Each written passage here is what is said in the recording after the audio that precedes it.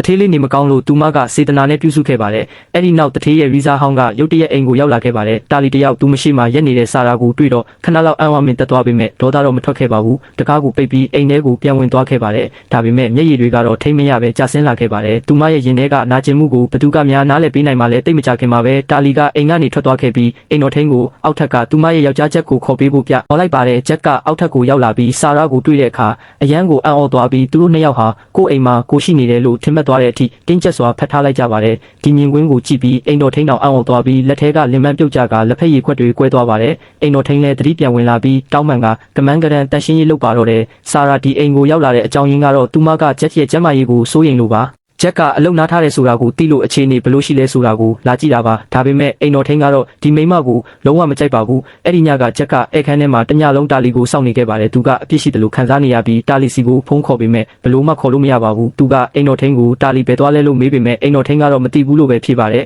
တကောင်ရဲ့အချိန်ရောက်မှတာလီကအိမ်ကိုပြန်ရောက်လာပါတယ်ဂျက်ကတာလီကိုဘယ်တွေသွားနေတာလဲဘာလို့ဖုန်းမကင်တာလဲလို့တော့တကြီးမေးလိုက်ပါတယ်တာလီကဒါရှင်နဲ့ဘာဆိုင်လို့လဲကျမတို့ကစာချုပ်ပေါ်မှာပဲဇနီးမောင်နှံတွေပါရှင်နဲ့ဆာရာရဲ့ကိစ္စတွေကိုကျမမျက်စိရှိကနေဖယ်ထားပေးပါလို့ပြန်ပြောလိုက်ပါတယ်ပြီးတော့သူမကအခန်းထဲပြန်ဝင်သွားပြီးလူတိုင်းကိုကိုဘဝနဲ့ကိုနေဖို့ပြောလိုက်ပါတယ်ဂျက်ကတော့ဒေါသတွေထွက်နေပါတယ်တာလီကသူ့စကားကိုနားမထောင်လို့လားဒါမှမဟုတ်သူတာလီကိုပို့ပြီးဂယုဆိုင်လာမိလို့လားဆိုတာကိုတော့သူကိုယ်တိုင်လည်းမသိပါဘူးတကယ်တော့ဂျက်ကသူ့မိခင်အတွက်ပဲတာလီကိုလက်ထပ်ခဲ့တာပါအရင်ကဂျက်ကဆာရာကိုအိမ်ကိုခေါ်လာပေမဲ့မိခင်ကဆာရာကိုသဘောမကျပဲတာလီနဲ့လက်ထပ်ဖို့စီစဉ်ပေးခဲ့တာပါဂျက်ကအစပိုင်းမှာတော့ညှင်းဆန်ခဲ့ပေမဲ့သူ့မိခင်ကရုတ်တရက်နေမကောင်းဖြစ်သွားတဲ့အခါမိခင်ကိုစေကူတာမှုခံယူဖို့တိုက်တွန်းတဲ့အနေနဲ့သူကမတက်တာပဲလက်ထပ်ဖို့သဘောတူခဲ့ရတာပါနောက်တနေ့မှာဂျက်ကသူပုံမှန်လုပ်နေကြမဟုတ်တဲ့အပြုအမူတစ်ခုကိုလုပ်ခဲ့ပါတယ်သူကစောစောထပြီးတာလီကိုနက်နက်စာပြင်ဆင်ဖို့ကူညီပေးခဲ့ပါတယ်တာလီကညှင်းပေမဲ့သူကတော့မသွားပါဘူးရုတ်တရက်သူတို့ရဲ့လက်တွေထိသွားတဲ့အခါ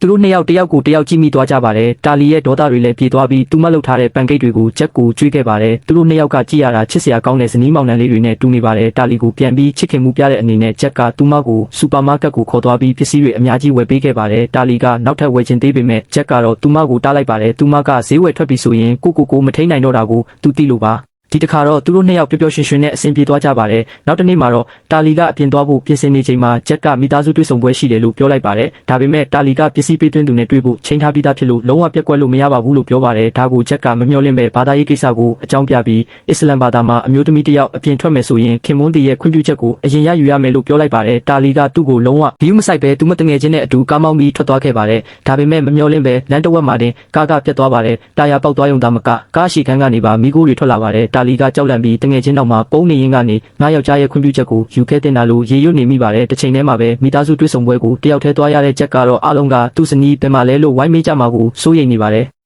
သူမလာနေပါတယ်မကြခင်ရောက်လာလိမ့်မယ်လို့ပြုံးပြီးဖြေခဲ့ပါတယ်အဲ့ဒီအချိန်မှာတာလီကတကယ်ပဲရောက်လာမလားဆိုတာကိုသူမသေးချပါဘူးအပိုင်းဆက်လေးကိုကြည့်ဖို့ပန့်ကားလို့ရေးခဲ့ပေးပါနော်